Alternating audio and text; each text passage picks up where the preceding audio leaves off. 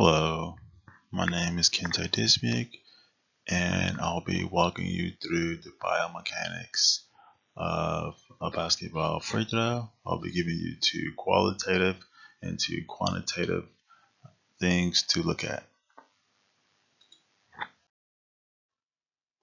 The overall goal of a free throw is to put the basketball into the basketball hoop efficiently and effectively as possible.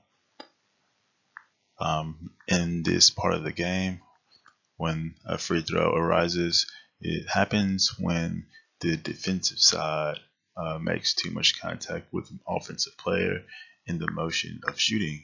So the offensive player gets an opportunity to shoot a free throw.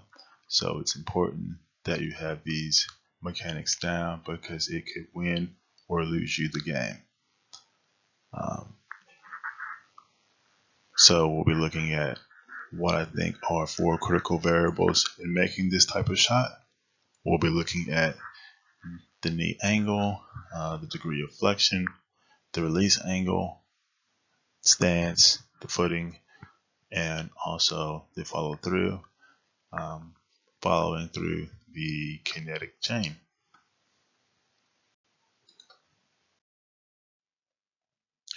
As you can see in this photo here, the sequence motion of a free throw,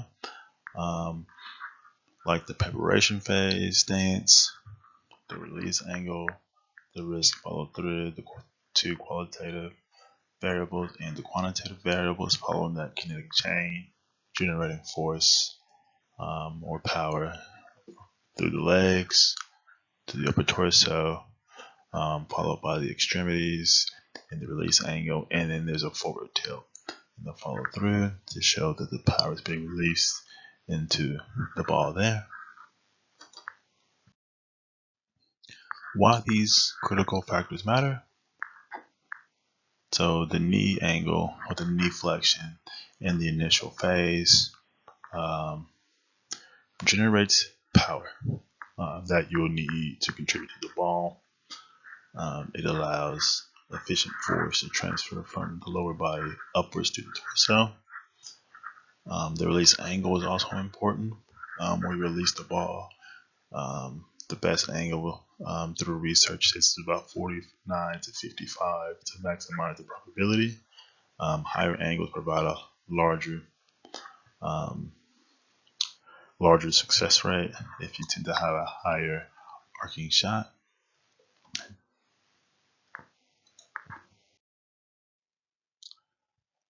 Stance is also another important factor. You want to have a balanced, relaxed stance, something that's repeatable, that you can do over and over again.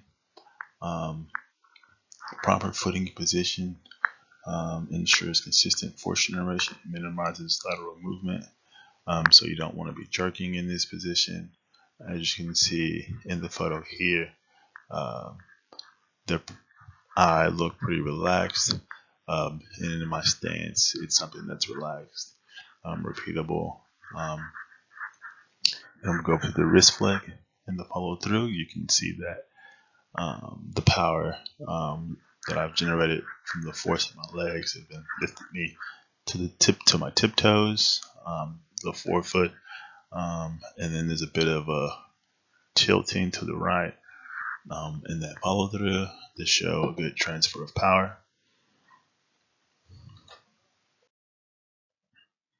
So when shooting the video, I shot a side view to get those knee flexion and release angles. Shot it outside where the lighting's good, and at an actual basketball court to get that real feel of being at a free throw line, and there's no one around me to minimize injury, or there's no injury at all in this position or point in the game. I've put markers on my feet, knees, hips, and also shoulder to just see the flow of the kinetic chain as it flows through my body.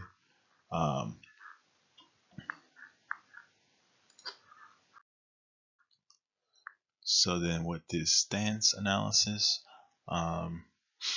this is pretty much the foundation of the kinetic chain, where it all begins. There's a good, you can see that the feet look shoulder width apart.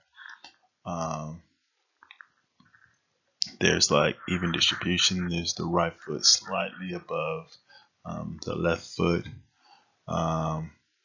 It provides a good stable base, and it seems comfortable, something that I could do repeatedly, and it also generates a force.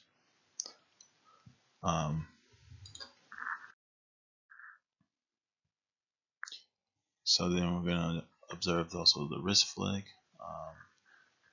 You can see I demonstrate a good follow through with the body being to the right and the fingers high pointing toward the basket, indicating a good wrist snap,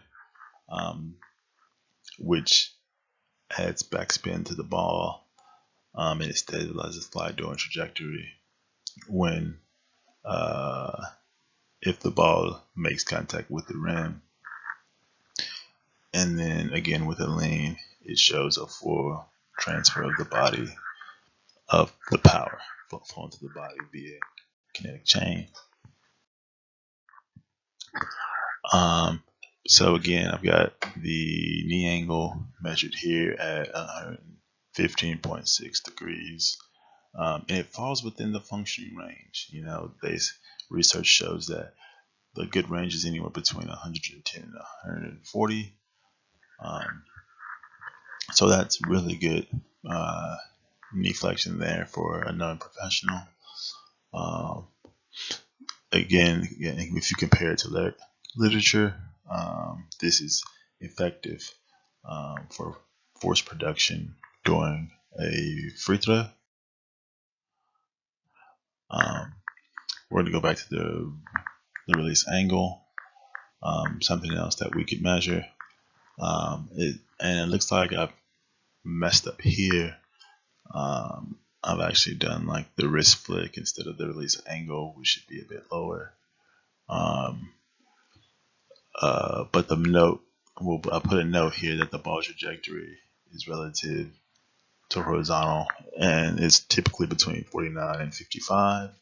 For optimal entry into the hoop, I actually measured my arm angle, which is about 115.2 degrees. But then that is optimal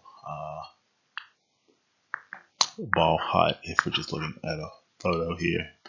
And then the fact that the elbow is extended is pretty consistent with maximizing the height, which just gives that ball the height and trajectory it needs to go into the goal. There's some strengths here. The knee angle was good, balance. You can say the elbow extension at the end would be a good strength. It shows that the ball had a good height. Areas for improvement, maybe the release angle, possibly, maybe seeing how that goes. Consistency, you can't really see how consistent I am. I've only did one shot. So we could also see if I were to shoot more, how consistent my shot would be. So overall, I think my shooting mechanics was pretty solid. I could make some fine mechanics in the speed or rate. Yeah, I'll continue using balanced squared stance as it provides optimal stability. I'll practice repetitive shooting drills. These are just some things I could do.